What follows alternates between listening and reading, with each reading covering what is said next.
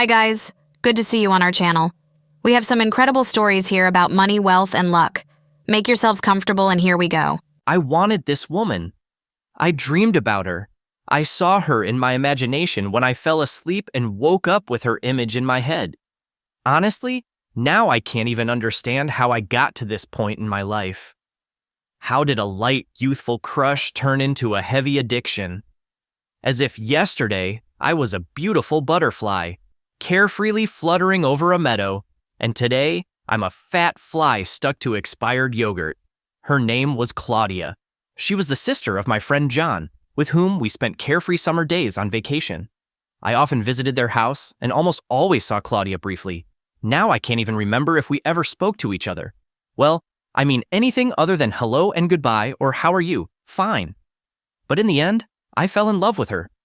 As I now understand, my wild imagination, idleness, and the camera that I carried around with me, and because of which I had a bunch of her photos, were to blame. Gradually, day after day, I imagined our relationship, walks, kisses, and all that, and I fell more and more in love with this image, and not only with her image, but with mine as well. I liked how I was next to her in my fantasies, courageous, fearless, witty, a prince on a white horse, of which Claudia undoubtedly dreamed every day and sighed every minute, thoughtfully raising her sky-colored eyes to the sky. In reality, I'm not much of a macho. I can't even ride a bike, let alone a white horse. One day, I found out that my childhood friend John's grandmother had died. She was also Claudia's grandmother, respectively. And a funeral was planned, and I decided to go to that funeral with the firm intention of meeting Claudia there and confessing my love to her and even asking her to marry me, even if they would marry us right there next to the coffin with grandmother. At the same time, her grandmother would have time to attend our wedding. For such an occasion, I even borrowed a jacket from a friend for a while. Although it was some kind of green and was not particularly representative or respectable, it was still a jacket.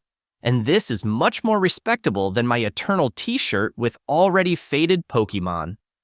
Scenes of our reunion were spinning in my head.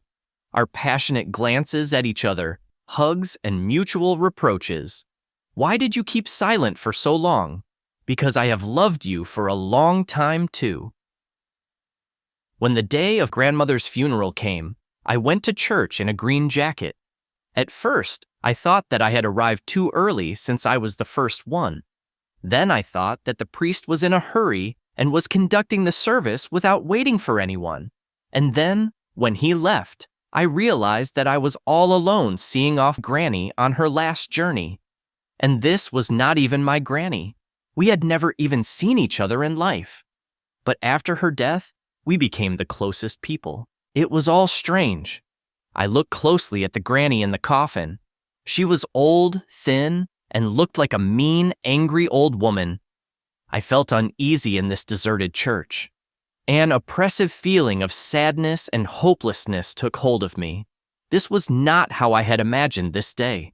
I should have been kissing, hugging, and getting married to the fullest, and not all this.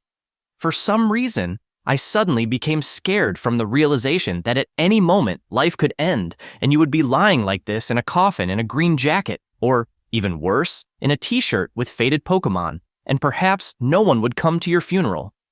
Because you lived the life of a bad person. You were not attentive to people, did not make friends with anyone. You were an egoist and a recluse and wasted your life in vain. And lying in a coffin, neither you nor even anyone else will have anything to remember. Everything is in vain, meaningless, and futile. No, something needs to be changed.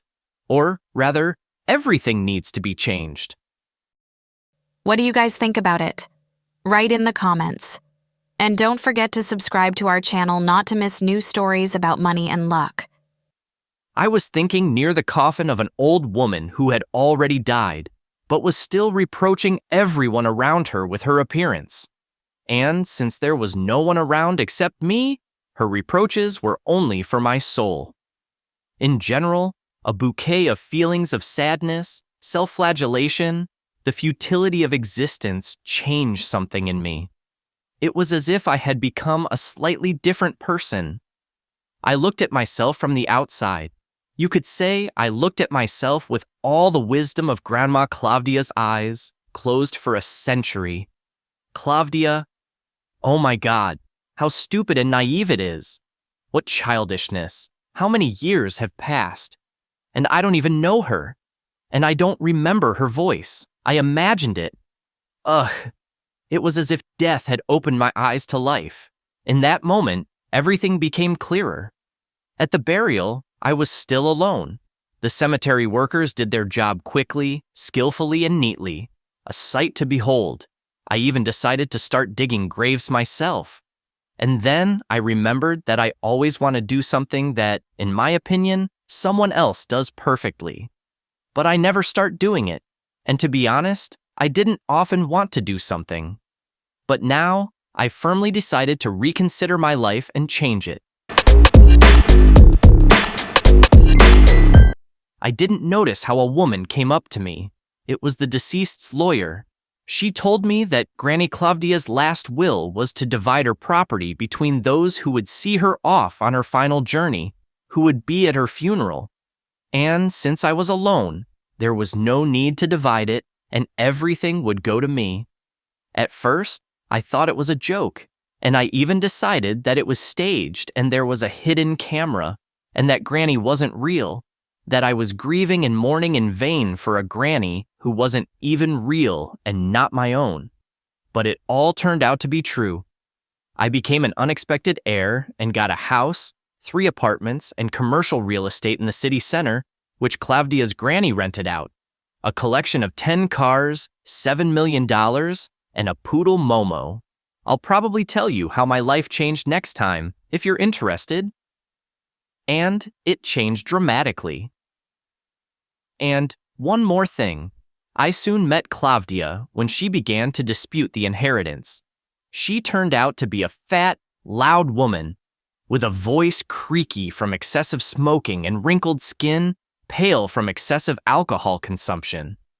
I did share a little of the inheritance with her, in honor of our former love. Thank you. That was awesome.